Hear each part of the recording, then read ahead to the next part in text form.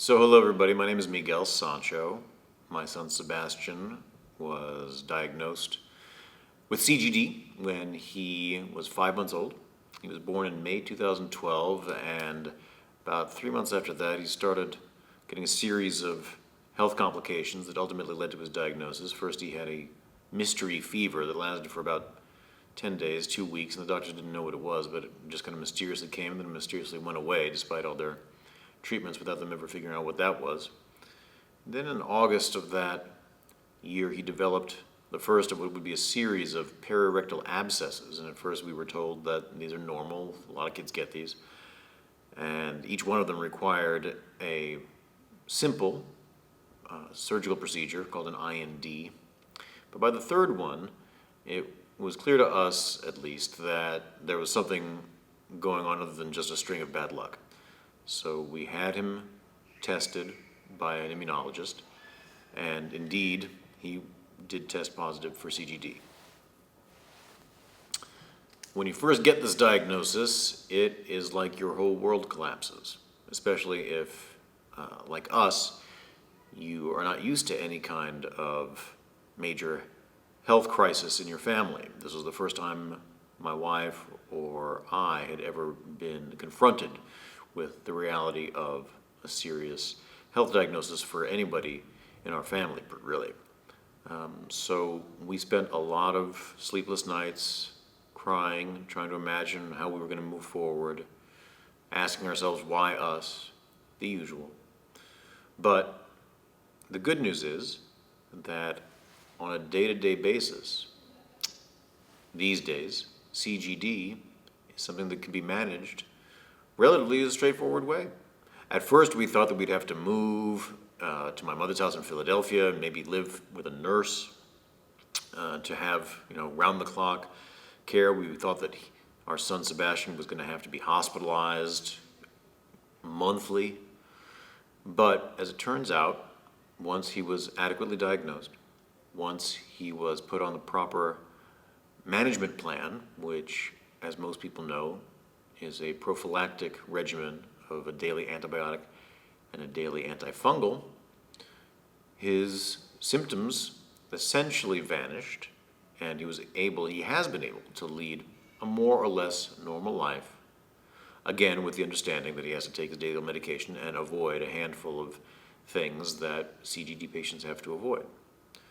So what that meant for us in terms of our daily life was that on certain days, many days, we're able to act as if we're a normal family.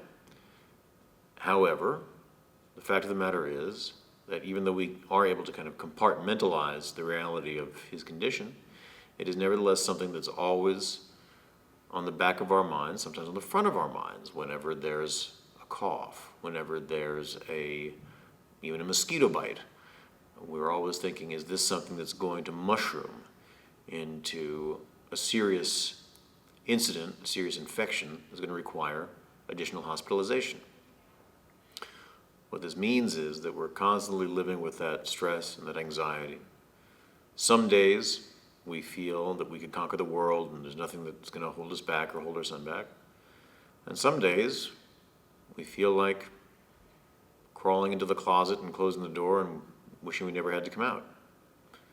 The good news, as I said, is that our son has been pretty much infection-free for the last 2.5 years.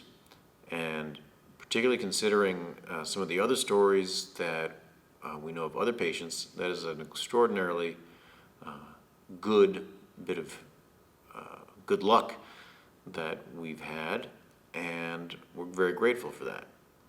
It puts us, however, in this quandary, this crossroads that we find ourselves now, where we have to decide whether or not to proceed with the one curative treatment, which is a bone marrow transplant, with all the inherent risks, or continue to live the way we've been living, which is with a manageable disease, but a disease that nevertheless is not going to get any better, and statistically speaking, could very well get worse in terms of the number of infections to be expected as he gets older, the efficacy of the medications, and the life expectancy.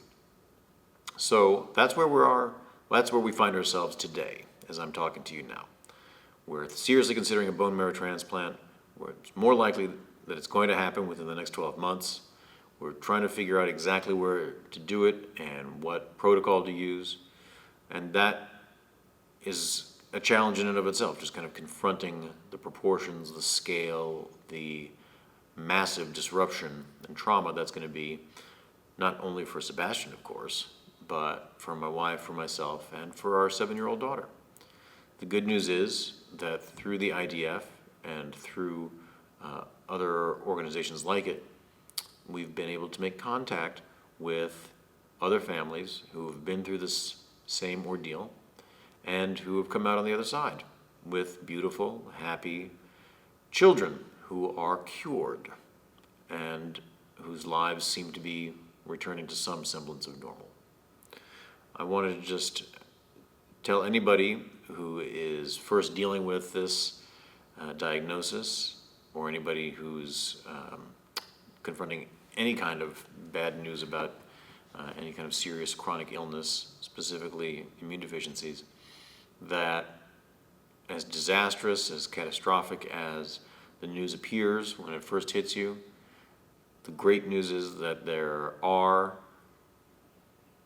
organizations such as IDF, and there are wonderful doctors out there. There have been wonderful advances in pediatric immunology that make both living with the condition and seeking curative treatments much more positive experiences than ever before. The one piece of advice I would give anybody is to please reach out to any and all doctors, gather as much information as you can. You don't have to be your kid's doctor. The most important role is to be the kid's parent. But get yourself educated, be the child's advocate, and reach out to other families who've been through this so that you can do something to mitigate the sense of isolation and the sense of loneliness that can come when something like this strikes. Thank you.